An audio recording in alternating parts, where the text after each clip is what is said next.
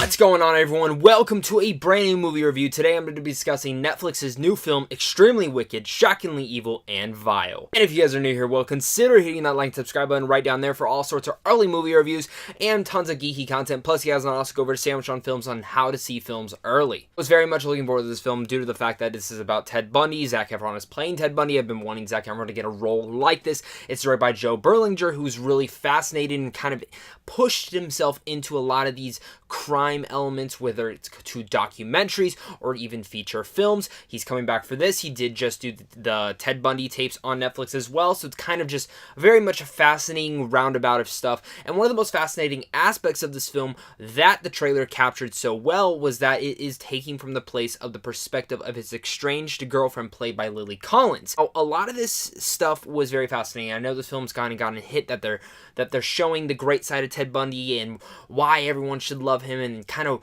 why he's this womanizer. But the thing is that he really was this guy. He was a normal guy. Fascinating story. It's a very fascinating character and a very fascinating person because there were many people who thought he was innocent. And obviously nowadays we know that the guy was not. He was very evil. He was a horrible person.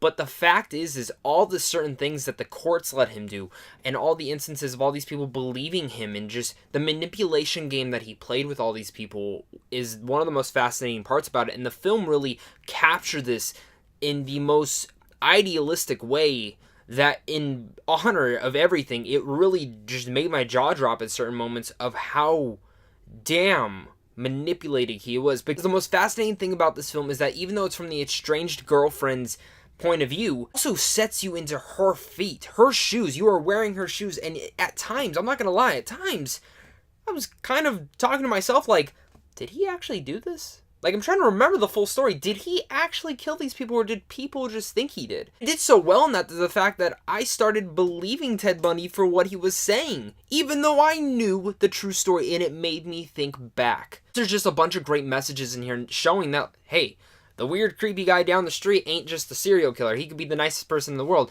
But this seductive, beautiful man over here could be an actual serial killer and a horrible person. I think there's a lot of messages that actually the director planted into this film for our society to kind of learn about. Getting deeper into the film, we can talk about Zac Efron's performance in here, which is outstanding. I think this goes as far to say, again, that he is a force to reckon with how great of a performance he gives in this movie. I absolutely adored what he had done in here, and in fact, again, it dived deeper into and fitting into that manipulation thing of making you feel like Ted Bundy really did not do this. And I think casting Zac Efron in this role was a smart choice at all. Person I think you could have gotten for this role, and in fact it kind of just fit his persona, but he also delved deeper into this chaotic, psychotic person who had a lot of issues, but also he was just a very great seducer. I think Zac Efron fits all those roles, but it is a different role than he's ever played before, and I think he fit the mold excellently. In fact, it's probably one of the best performances of the year as well. Some people might have complaints that it does feel like an impersonation of Ted Bundy, but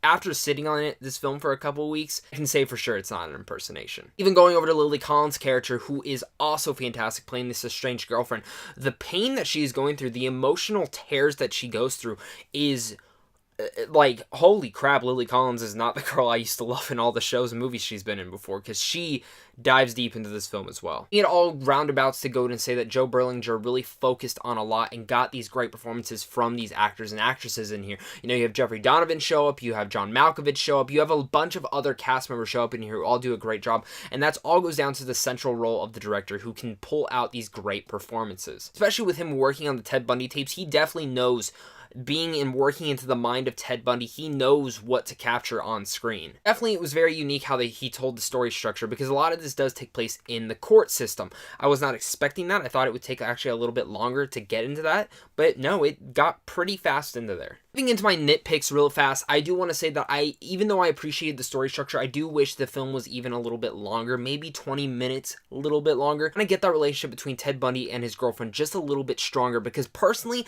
I didn't believe in their relationship completely. It really much is montaged through in the beginning, and it felt a little off to me to the point where I couldn't get on board with the relationship fully. Even though I could believe some aspects of it, there were other aspects that were a little bit lacking. Not because they didn't have excellent chemistry or anything, it's just because I didn't think they focused on it enough. They instead focused on more of the court cases, which again, are no issues. I enjoyed them. They were entertaining, and it really put me into the field, and again, made me feel like I was Lily Collins, but at the same time, it was hard for me to believe that she would trust this man so easily. Film does move at a very brisk pace. I think this is a very different type of movie. I don't think it'll work for everyone personally, but honestly, I think if it would have just been for that extra 20 minutes or something that they could have added in the beginning to make me fall in love with these characters more and believe in the relationship a little bit more, I think I could have fallen in love a little bit more even with this film. It has excellent performances, it has an excellent direction, some great writing in here, and again, as the more I've sat on this film, the more I've definitely enjoyed it.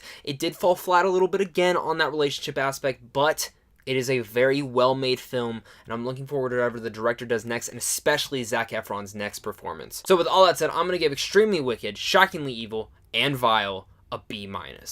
Let me know what your guys' thoughts are on this film. Are you guys excited for it this weekend? It's coming out on Netflix and in some theaters. I'm curious to hear your guys' thoughts and cannot wait to talk with you guys about that. Don't forget about that interview that I did do with the director. It was a great interview. It was a great roundtable. I got to ask one question because he just went into so much detail with every single person's question. So it was a fun thing to meet him. He was a great guy, and I hope you guys enjoyed this film and this review. So if you guys are new here, consider hitting that like, subscribe button again. Leave your comments down below so we can talk about this movie. And of course, until next time, stay classy.